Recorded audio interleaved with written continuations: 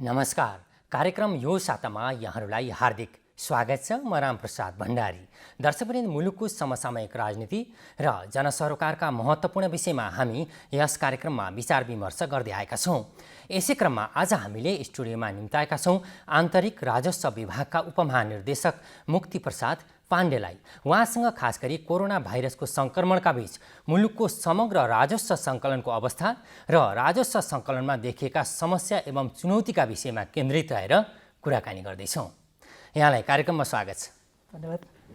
खास गरी यति बेला मुलुक कोरोना भाइरस कोभिड-19 को सङ्क्रमणका बीच अगाडि बढिरहेको अवस्था छ र यस बीचमा मुलुकका सबै क्षेत्रहरू प्रभावित छन्, जसमध्ये अर्थतन्त्र अझ बढी प्रभावित भएको अवस्था छ। यस बीचमा राजस्व सङ्कलनको अवस्था अति चुनौतीपूर्ण छ। लक्ष्य भेटाउन सकेको छैन सरकारले। मुलुक असहज परिस्थितिमा भएका बेला पनि समग्र रूपमा राजस्व सङ्कलनको अहिलेको पछिल्लो अवस्था कस्तो छ?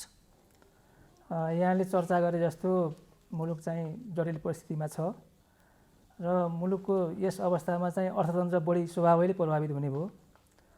तर पनि अहिलेको अवस्था हेर्दाखेरिमा गत वर्ष जुन ट्रेन्डमा राजस्व सङ्कलन भइरहेको थियो, यो 2 महिनामा चाहिँ त्यही ट्रेन्डमा राजस्व सङ्कलन भएको छ। जस्तो श्रावण महिनामा र भदौ महिनामा लास्ट इयर बराबर राजस्व सङ्कलन भएको छ। गत साल साउनमा चाहिँ करिब 25 अरब राजस्व सङ्कलन भएको थियो भने यसपटक पनि त्यही भएको छ र भदौमा पनि त्यही हिसाबले राजस्व सङ्कलन भइरहेछ।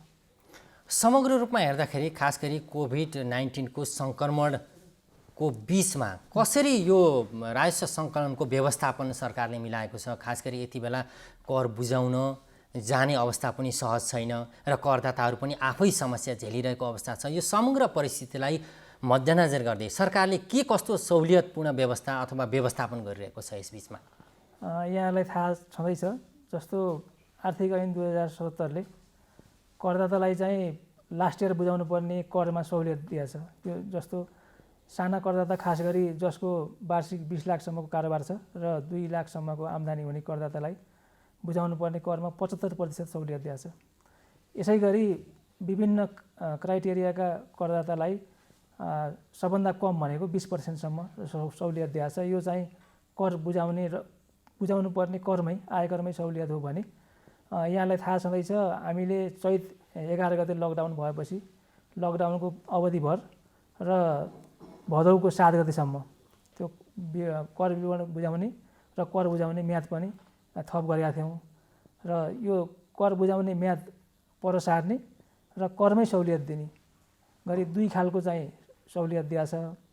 र यसका साथै कर बुझाउन जाँदा पनि करदातालाई चाहिँ रिस्क नहोस् भनेर विवरण बुझाउन पनि कर कार्यालय जानु पर्दैन, अनलाइन मार्फत घरमै बसेर विवरण बुझाउन मिल्ने बनाएको छ र कर बुझाउन पनि आफ्नो ब्याङ्क खाताबाट सिधै ट्रान्सफर गर्न मिल्ने गरी ई-पेमेन्ट गर्ने व्यवस्था मिलाइएको छ। अब खास गरी करको एउटा लक्ष्य जुन सरकारले लिएको थियो, लक्ष्य हासिल गर्ने अवस्था भएन। तर यस बीचमा कोरोना सङ्क्रमणका बीच तोकिएको लक्ष्य, राजस्व उठाउने लक्ष्य हासिल गर्नको लागि अब सरकारले के कस्ता रणनीतिहरू लिँदैछ? यो वर्ष आन्तरिक राजस्व विभागले 450 अरब राजस्व सङ्कलन गर्ने टार्गेट छ र अहिलेसम्मको टेन्डेन्सी हेर्दा लास्ट इयरकै दरमा सङ्कलन भएको र कोभिडको अवस्था चाहिँ सङ्क्रमणकाल बढ्दै गएको हुनाले यसले अर्थतन्त्रमा कतिको असर गर्छ त्यसमा भर पर्ने कुरा हो। यो सरकारले आर्थिक गतिविधिहरूलाई कम प्रभावित होस् भन्ने हिसाबले लकडाउनको मोडालिटी परिवर्तन गरेर पार्सियल लकडाउन गर्ने, धेरै सङ्क्रमण भएको ठाउँमा व्यवसाय बन्द गर्ने र सङ्क्रमण नभएको ठाउँमा चाहिँ आर्थिक गतिविधि खुलाउने र जस्तो यातायातका साधनहरू पनि मास पब्लिकलाई विचार गरेर चलाउनु पर्ने जुन निर्णय भएको छ, यसले केही आर्थिक गतिविधि बढाएको छ। अब हाम्रो सङ्क्रमणकाल यो कोभिडको सिचुएसन बिस्तारै नर्मलाइज हुँदै गयो भने लक्ष्य भेटाउनलाई त्यति चुनौतीपूर्ण हुँदैन।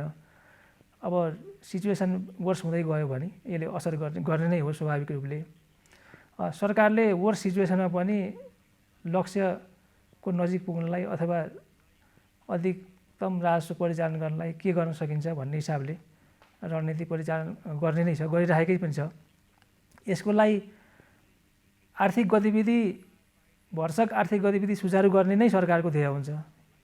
आर्थिक गतिविधि सुचारू भयो, व्यवसाय सञ्चालन भयो, इकोनोमिक एक्टिभिटी जति बढ्दै गयो त्यति नै कर तिर्ने कर बढ्ने हो।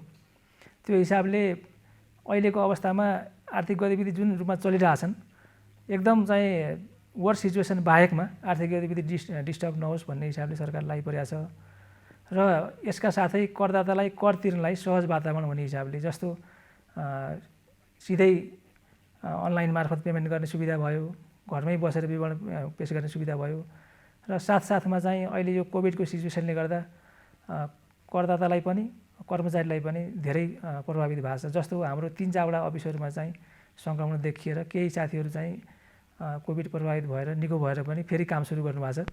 यो क्रम चाहिँ यो कहिलेसम्म जान्छ भन्ने ठेगान छैन, यो क्रम जारी नै रहन्छ। त्यो हिसाबले हामीले आन्तरिक राजस्व विभागले करदातालाई चाहिने सम्पूर्ण सूचनाहरू आन्तरिक राजस्व विभागको वेबसाइटमा सजिलै राखिदिएको छ। सामान्य लेखपढ गर्न जान्ने करदाताले आफ्नो विवरण भर्ने कर तिर्ने तरिकाहरू चाहिँ डिटेल म्यानुअल बनाएर उनीहरूलाई चाहिँ यो प्रक्रियागत सरलीकरण गर्दै भनेपछि कर तिर्नको लागि यति बेला कार्यालयमै जानुपर्ने बाध्यता छैन। करदाताले घरमै बसेर अनलाइन मार्फत आफ्नो विवरण बुझाउन पनि सक्छ र कर तिर्न पनि सक्छ। त्यो व्यवस्था कायम गरिएको छ। सक्छ। खास गरी यो देशभर छ अथवा यो केही ठुला करदाता कार्यालय लगायतका केही कर कार्यालयहरूमा मात्र यो व्यवस्था लागू गरिएको अवस्था हो? जहाँसम्म लाग्छ इन्टरनेटको पहुँच भएको सबै ठाउँमा करदाताले यो सुविधा लिन सक्छन् र हाम्रो सिस्टम चाहिँ यति सरलीकृत गराएको छ कि एकदम मोबाइलको डाटाबाट पनि काम चल्ने हिसाबले हामीले विकास गरिरहेछौँ। अब यसै बिचमा खास गरी सरकारले एउटा करको दर होइन दायरा बढाउँ भन्ने नीति लिएको देखिन्छ र तर अहिले पनि ठुलो सङ्ख्यामा करदाताहरू करको दायराभन्दा बाहिर नै छन्। मुलुकको ठुलो अनौपचारिक अर्थतन्त्रको क्षेत्र करको दायरामा अहिले पनि आउन सकिरहेको अवस्था छैन, जसले गर्दा एउटा लक्ष्य हासिल गर्न नसक्ने अवस्था पनि उत्पन्न भइरहेको अवस्था छ।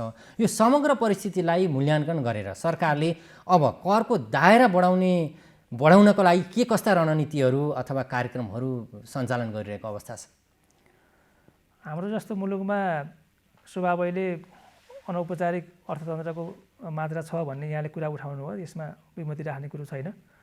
केही अनौपचारिक अर्थतन्त्र छ र यहाँलाई म जानकारी गराउँ, अनौपचारिक अर्थतन्त्रको सबै कर चाहिँ लुज हुने होइन। जस्तो अनौपचारिक अर्थतन्त्रले कन्ज्युम्सन गर्ने अप्रत्यक्ष कर, खास गरी मूल्यवृद्धि कर र अन्तशुल्क भन्सार महसुलहरू चाहिँ इन्फर्मल इकोनोमीमा आउँछ। खास गरी डाइरेक्ट ट्याक्सको कर जुन छ त्यो अनौपचारिक अर्थतन्त्रबाट यता कम आउँछ। त्यो हिसाबले अलिकति समस्या पर्या हो र सरकारले यस्तो अवस्थामा कर प्रणालीलाई सुदृढ गर्दै करको दायरा बढाउन चाहिँ विभिन्न नीतिहरू लिइरहेको छ। जस्तो यहाँले हेर्नुभयो भने विगत केही वर्षदेखि हामीले चाहिँ आय आर्जन गर्ने सबैलाई स्थायी लेखा नम्बर लिनुहोस् भनेर एउटा म्यासिभ रूपमा प्यान फर अल भन्ने कार्यक्रम सञ्चालन गरेका छौँ। यो कार्यक्रमले राम्रो नतिजा दिएको छ। जस्तो हालसम्म हाम्रो करिब 34 लाख जति करदाताहरू चाहिँ ट्याक्सको नेटमा आउनुभएको छ र कर तिर्ने सबैलाई चाहिँ दायरामा ल्याउनलाई यति मात्रै नभएर जस्तो सरकारी निकाय जस्तो चाहिँ प्रत्यक्ष करसँग नजोडिएका सङ्घ संस्थाहरू यी सबैलाई चाहिँ विथहोल्डिङ प्यान भनेर उहाँहरूलाई पनि प्यान वितरण गरिएको छ र कर तर व्यवसायीहरूले यो प्यानको पनि अलिकति त्यति असहज भयो। सबैलाई लागू गर्दाखेरि 3 दिनै काम गरेर खाने मानिसहरूलाई एउटा प्यान लिएर त्यसको कारोबार जनाउनलाई धेरै गाह्रो छ भन्ने कुराहरू पनि उठाइरहेको अवस्था छ र एउटा सामान्य मानिसले जसले दिनको काम गरेर उसले खर्च गर्ने अवस्था छ त्यस्तो मानिसहरूलाई प्यान लिनुपर्ने जरुरी छ कि छैन? केही वर्ष पहिल्यै व्यावसायिक प्यान बाहेक यो पर्सनल लेभलको जुन रोजगारीवाला करदाताहरू हुनुहुन्छ उहाँहरूलाई प्यान लिने प्रचलन थिएन। यो गर्दा के भयो भने एक त उहाँहरूको आम्दानी पनि ट्रान्सपेरेन्ट हुने भएन, जसले आम्दानी गरेको देखिने भएन। दोस्रो इकोनोमीमा चाहिँ जुन रिपोर्टिङ हुनुपर्ने फिगरहरू हो त्यो पनि चाहिँ निजी क्षेत्रबाट सही रूपमा रिपोर्टिङ नहुने भयो। त्यो हिसाबले सरकारले सबै फर्मल इन्फर्मल सबै सेक्टरमा चाहिँ स्यालेरी ओनरदेखि लिएर आय आर्जन गर्ने सबै किसिमको करदातालाई चाहिँ स्थायी लेखा नम्बर दिने भन्ने नीति ल्यायो। यसलाई चाहिँ केही सुरुको केही महिना चाहिँ केही असहज जस्तो कर कार्यालयमा भिड लाग्ने जस्तो यस्तो अवस्था थियो लास्ट इयर। तर यो वर्ष हामीले के गरेका छौँ भने यो कोभिडको सिचुएसन कारणले गर्दा त्यस्तो करदाताहरू चाहिँ कर कार्यालयमा जानु पर्दैन। आफ्नो मोबाइल मार्फतै अथवा आफ्नो इन्टरनेटको पहुँच भएको जहाँसुकैबाट चाहिँ सजिलो तरिकाले आफ्नो प्यान नम्बर लिन सक्नुहुन्छ र त्यसको लागि कुनै शुल्क पनि लाग्दैन। त्यसको लागि कर कार्यालय जान पनि पर्दैन र धेरै जटिल प्रणाली पनि छैन। त्यो हिसाबले हामीले त्यसलाई प्रक्रिया चाहिँ एकदमै सरल बनाएको छौँ। तर एकातिर सरकारले प्यान वितरणलाई व्यापक बनाइरहँदा अर्कोतर्फ राजस्व चुहावटका घटनाहरू पनि धेरै बाहिर आइरहेको अवस्था छ, चुहावट बढेको छ भन्ने विश्लेषणहरू पनि छ। यो खास गरी चोरी निकासी हुने, एउटा नक्कली बिल बिजकहरू जारी गर्ने, यी जति पनि अनियमितताहरू छन्, विकृति विसङ्गति छन् राजस्व प्रशासनमा देखिने, यसलाई नियन्त्रण गर्न त्यति प्रभावकारी कदम चालेको अथवा अनुगमनलाई प्रभावकारी बनाएको देखिएन नि यसबीचमा। यहाँले उठाएको क्वेसन ठिकै हो। अब कोभिडको सिचुएसनले जसरी निजी क्षेत्र पब्लिकहरू प्रभावित छन्, कर कार्यालयहरू र आन्तरिक राजस्व विभाग र समग्र राजस्व प्रशासन चाहिँ प्रभावितै छ। त्यो हिसाबले विगत यो कोभिड सिचुएसन सुरु भएदेखि हाम्रो मार्केटको मोनिटरिङको कुराहरू र प्रत्यक्ष चाहिँ मार्केटमा हस्तक्षेप गर्ने कुराहरू चाहिँ कम भएको छ। यद्यपि हामीले हाम्रो कार्यालयहरूमा उद्योग वाणिज्य सङ्घ मार्फत अथवा चाहिँ एउटा लेभलको करदाताहरूसँग इन्ट्रेक्सन गर्ने चाहिँ अनलाइन इन्ट्रेक्सन गर्ने कामहरू चाहिँ हामी सुचारू गरेका छौँ। तर हाम्रो टोली खटाएर बजारमै हस्तक्षेप गर्ने र अनुसन्धानको कामहरू चाहिँ कम भएको छन्। यद्यपि यो चाहिँ केही यो कोभिडको सिचुएसनको लागि चाहिँ कम भएको, हाम्रो चाहिँ यसमा आन्तरिक तयारी गर्ने, डाटा एनालाइसिस गर्ने र यो तयारीहरू चाहिँ भइराखेकै छ। यसमा चाहिँ सरकारका विभिन्न निकायहरू मार्फत चाहिँ जम्मा भएको जुन तथ्याङ्कहरू छन्, जस्तो आन्तरिक राजस्व विभागमा चाहिँ सेन्ट्रल मोनिटरिङ बिलिङ सिस्टम भन्ने छ CBS, त्यसमा चाहिँ एउटा थ्रेसहोल्डभन्दा माथि रहेका करदाताहरूको अनलाइन बिलिङ सिस्टम सबै त्यहाँ ब्याकअप भएर बस्छ, त्यो रियल टाइम बिलिङ जान्छ। राजस्व अनुसन्धानले चाहिँ एउटा VCTS भन्ने सिस्टम बनाएको छ, उसले पनि जिल्ला एक ठाउँबाट अर्को ठाउँमा चाहिँ सामानको मोबिलिटी गराउने जुन बिलहरू छ त्यसको चाहिँ रेकर्ड राखिदिन्छ। भन्सार विभागको चाहिँ आँसीगुडा प्रणालीको तथ्याङ्क पनि हाम्रो विभागसँग इन्टरचेन्ज हुन्छ र चाहिँ दुईवटा विभागको चाहिँ डाटा एक्सचेन्ज हुन्छ र विभिन्न खालको चाहिँ संयन्त्र यस्तो छन् कि अहिले चाहिँ इनबिल्ट प्रणाली नै यस्तो बनाइएको छ कि धेरै एक लेभलको चाहिँ सेक्युरिटी सरकारले चाहिँ बनाएको प्रणाली मार्फत स्वतः जेनेरेट हुने खालको बनाएको छ। र प्लस यो कोभिड सिचुएसन अलिकति अनुकूल हुने बित्तिकै हाम्रो मार्केट मोनिटरिङ पनि अगाडि बढ्छ। यो बिचमा चाहिँ हामीले करदातालाई चाहिँ करदाता शिक्षा सामग्री उपलब्ध गराएर विभिन्न चाहिँ अवेरनेस कार्यक्रम क्याम्पेन गराएर पनि हामीले चाहिँ कर तिर्न चाहिँ उत्प्रेरित गर्ने र करको दायरामा ल्याउने यस्ता कार्यक्रमहरू पनि सञ्चालन गरिरहेका छौँ। तर खास गरी यस बिचमा राजस्व अनुसन्धान विभाग जो प्रधानमन्त्री कार्यालय मातहत ल्याइसकेपछि उसले अनुसन्धानलाई तीव्रता दिएको छ र यसमा 30 अर्ब रुपियाँ भन्दा बढी राजस्व हिनाबिना भएको राजस्व जरिमानासहित एउटा सरकारी ढुकुटीमा राखिएको अवस्था पनि छ। यो अनुसन्धान प्रभावकारी बनाएको, एउटा अनुगमन प्रभावकारी बनाएको प्रतिफल हो भनेर पनि टिप्पणी गरिएको अवस्था छ। यो अवस्थालाई हेर्दा जस्तो कि राजस्व चुहावट त व्यापक हुँदो रहेछ, हाम्रो कर प्रशासन कर नीतिको यसमा कमी कमजोरी छ कि खास गरी हामी आफ्नो स्वयं कर घोषणा गरेर हाम्रो विवरणहरू आफ्नो करदाताले सरकारलाई बुझाउने जुन पद्धति छ त्यसको फाइदा उठाउँदै करदाताहरूले अनियमितता गरेका पो छन् कि यी समग्र विषयवस्तुहरूलाई आन्तरिक राजस्व विभागले कसरी हेरेको छ? विभाग स्वयं आफै पनि एउटा प्रभावकारी अनुगमन गर्ने अनुसन्धान गर्ने निकाय हो, यहाँनिर कहीँ ल्याप्सेस भएको देख्नुहुन्छ यहाँले आम मास मिडियामा उठ्ने विषय उठाउनु भयो। हामीले यसलाई यसरी हेर्नुपर्ने मैले अनुरोध गर्छु। खास गरी नेपालको स्तरमा जुन विकास उन्मुख मुलुकहरू छन् त्यो स्तरमा हाम्रो चाहिँ ट्याक्स GDP रेसियो चाहिँ निकै राम्रो छ। जस्तो करिब 24% ट्याक्स GDP रेसियो छ। यो लेभलको ट्याक्स GDP रेसियो पुर्याउने चाहिँ कम मुलुकमध्ये, विश्वमा कम मुलुकमध्ये नेपाल पर्छ। यो हिसाबले कर चुहावट हुँदै नभएको होइन, होला छ, केही हामीले स्वीकार गर्नुपर्छ। र यहाँले उठाउनु भयो राजस्व अनुसन्धानले गरेको अनुसन्धानबाट चाहिँ जुन मात्रामा कर आएको छ आन्तरिक राजस्व विभाग साइलेन्टमा छ कि भनेर, त्यो होइन। राजस्व अनुसन्धान विभागले अथवा आन्तरिक राजस्व विभागले अथवा अर्थ मन्त्रालय, प्रधानमन्त्री कार्यालय सबैले आइसोलेसनमा काम गर्ने होइन, एक अर्को विभागमा चाहिँ एक अर्को विभागसँग समन्वय गरेर काम गर्ने हो। अनुसन्धान विभागबाट जति काम हुन्छ त्यो आन्तरिक राजस्व विभागको ITS प्रणाली छ त्यसैको सूचनाकै बेसमा अनुसन्धान गर्ने हो र राजस्व अनुसन्धान विभागले आन्तरिक राजस्व विभागलाई सहयोग गर्ने हिसाबले अनुसन्धान गर्ने हो। तर यसभन्दा अगाडि पनि राजस्व अनुसन्धान विभाग त थियो, हजुर, तर त्यति प्रभावकारी थिएन। जति पनि पहिला यसरी यति ठुलो मात्रामा मुद्दा दायर गरेको अवस्था पनि थिएन। यो अवस्थालाई मध्यनजर गर्दै मैले यो कुरा राखेको। ठिक छ, यहाँहरूको यो चाहिँ क्वेसन जायज हो र अहिले पनि उहाँहरूले जति अनुसन्धान गर्नुभएको छ त्यसको चाहिँ सबै रिपोर्ट हामी कहाँ पठाइदिनुहुन्छ। त्यसको चाहिँ सिक्वेन्सियल चाहिँ त्यो जुन बाँकी करदाताहरू छन् त्यसको अनुसन्धान हाम्रो कार्यालयबाट भइरहेछ र दुईवटा विभाग चाहिँ समन्वयमै काम गरिरहेछ र अनुसन्धान भएको चाहिँ उहाँहरूको अनुसन्धान कस्तो भने अलिक डेमोन्स्ट्रेटिभ प्रकृतिको हुन्छ। हाम्रो अनुसन्धान चाहिँ 2-3 खालको हुन्छ। जेनेरिक अनुसन्धान पनि हुन्छ, रेगुलर कर्पोरेसन पनि हुन्छ, ऱ्यापिड भेरिफिकेसन भन्ने एउटा जनरल खालको कर्पोरेसन पनि हुन्छ र डिप अनुसन्धान पनि हुन्छ। र अन्तर्राष्ट्रिय विभागले चाहिँ 30 करदाता 40 करदाताको अनुसन्धान विभागले स्याम्पल खालको अनुसन्धान गर्यो भने हामीले हाम्रो कर प्रणालीमा दर्ता भएका चाहिँ VAT दर्ता भएका करिब 2.5 लाख र इन्कम ट्याक्सको सर्टेन थ्रेसहोल्डभन्दा माथि गएका करिब 7.5 लाख जति करदाताहरू चाहिँ हाम्रो त अनुसन्धानको दायरामा पर्छन् र त्यसभित्रबाट चाहिँ हामीले हेर्नुपर्ने हुन्छ, हेरिरहेको पनि छ। तर अनुसन्धान विभागको जुन अहिले पहिलो चरणमा चाहिँ आएको फिगर छ त्यो चाहिँ उहाँहरूले मुद्दा दायर गरेको फिगर हो। त्यो अदालतले चाहिँ डिस्प्युट सेटलमेन्ट भएपछि चाहिँ त्यहाँ चाहिँ त्यो रियलाइजेसन हुन्छ र अलिकति चाहिँ दुईतिरको ऐनमा के फरक छ भने यहाँलाई जानकारी गराउँ। यो पब्लिक कार्यक्रम भएको हुनाले उहाँहरूको चाहिँ जरिवाना चाहिँ दोब्बर खालको जरिवाना गर्ने सिस्टम भएको हुनाले बिगोको दोब्बर जरिवाना भएको हिसाबले पनि अलिकति त्यो अमाउन्ट रकम धेरै देखिन्छ। अलिकति अमाउन्ट रकम चाहिँ धेरै देखिन्छ एक त। दोस्रो चाहिँ उहाँहरूको नेचर पनि अलि बिग डिल, अलिकति चाहिँ डेमोन्स्ट्रेटिभ खालको होस्, एउटालाई गर्दाखेरिमा त्यो सिस्टमै सुध्रियोस् भन्ने खालको हिसाबले हेरेको हुनाले हो।